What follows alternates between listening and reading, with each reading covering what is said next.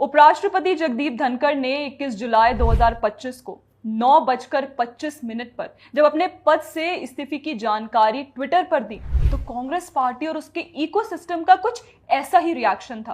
पहले तो वे चौंके कि अरे ये क्या हो गया, फिर खुश हुए कि अरे वाह अब मोदी जी क्या करेंगे, फिर दुखी हो गए कि कोई तो बड़ी चाल मोदी जी ने चली है, फिर तुरंत ही कंफ्यूज आ गए कि हुआ क्या है। जी हाँ दोस्तों, कांग्रेस पार्टी अपना नाम बदलकर इंडियन कंफ्यूज पार्टी भी कर सकती है। उपराष्ट्रपति के इस्तीफे को लेकर ही नहीं बल्कि इस बात पर भी कि पार्टी कंफ्यूज है कि उसकी राजनीतिक विचारधारा है क्या। ऐसी कंफ्यूज पार्टी शायद ही देश की राजनीतिक इतिहास में कोई और हुई हो।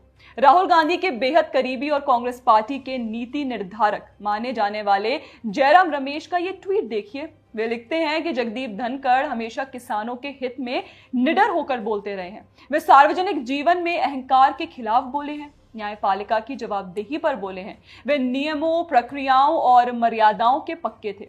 सिर्फ इतना ही क्यों, इससे पहले इस्तीफे के तुरंत बाद 21 जुलाई को ही रात में 10:50 पर जयराम रमेश कहते हैं कि पीएम मोदी को मिस्टर धनखड़ को मना लेना चाहिए, ये देश हित में होगा और किसान समुदाय को राहत मिलेगी।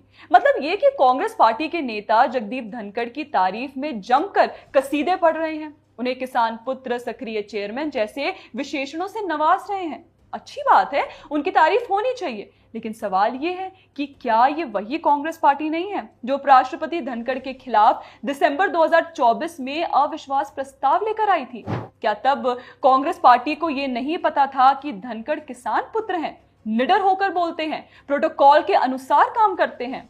आज उनके लिए घड़ियाली आंसू बहाने वाली कांग्रेस पार्टी क्या भूल गई इम्पीचमेंट मोशन को लेकर वे कितनी दुखी थी? उन्होंने कहा था कि इससे उन्हें गहरा दुख पहुंचा है। मतलब कल शाम तक यही कांग्रेस पार्टी उपराष्ट्रपति धनखड़ को अब तक का राज्यसभा का सबसे खराब चेयरमैन साबित करने के प्रयासों में लगी थी। उनके ऊपर निष्पक्ष ना होने का आरोप लगा रही थी और 2-3 घंटों के अंदर ही पार्टी के विचार 180 डिग्री बदल गए। सवाल ये है कि कांग्रेस पार्टी ऐसा कैसे कर लेती है? जनता को आप मूर्ख समझना बंद कर दीजिए। बिल्कुल, लोग मजाक तो उड़ाएंगे ही क्योंकि राजनीति का आधार विचारधारा होती है, लेकिन कांग्रेस और इंडी गठबंधन की विचारधारा लोटे वाली दिखाई देती है, जिसे राजनीतिक विज्ञान में अवसरवादी राजनीति भी कहते हैं। टीएमसी सांसद कल्याण बैनर्जी का ये वीडियो देखिए।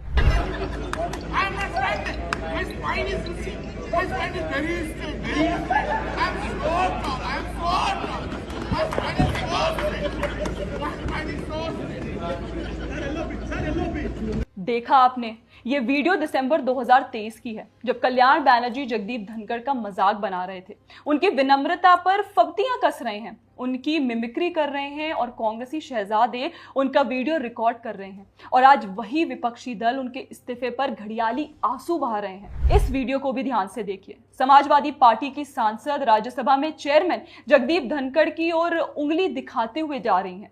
ऐसी तमाम वीडियोस पिछले 1-2 साल में आई हैं जिनमें हमने देखा है कि कैसे कांग्रेस पार्टी इंडी गठबंधन के सांसद राज्यसभा में जगदीप धनखड़ पर ये आरोप लगाते हुए निशाना बनाते थे कि वे प्रोटोकॉल के अनुसार काम नहीं करवाते, वे एनडीए सांसदों का पक्ष लेते हैं। आज वही कांग्रेस उन्हें प्रोटोकॉल से चलने वाला बता रही है। जिस राह पे तुम चल रहे हो बेटा, एक दिन बुरी तरह फंसोगे।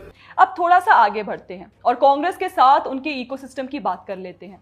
तो वरुण ग्रोवर नाम का बॉलीवुड का अर्बन नक्सली कहे जाने वाला सिंगर लिखता है कि क्या जगदीप धनखड़ को पता है कि नहीं कि उन्होंने इस्तीफा दे दिया है? वामपंथी प्रोपोगंडाबाज यूट्यूबर रवीश कुमार इसके जवाब में कहते हैं कि हाँ, हस्ताक्षर करते वक्त पता चल गया होगा।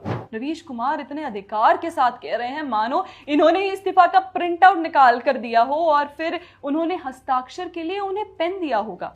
मतलब ऐसी पीड़ा किस बात की है कि हर मुद्दे पर बस छाती ही पीटनी है। शायद ये दुख इस बात का है कि पॉलिटिक्स में क्या हो रहा है, क्या हो सकता है, इसकी इन्हें कोई भनक नहीं होती। एक वो भी समय था जब वामपंथी पत्रकारों की ये लॉबी ही इस्तीफा टाइप करती थी। खैर, जब से धनखड़ ने इस्तीफा दिया है तब से सोशल मीडिया पर एक और तूफान दिखाई दे रहा है।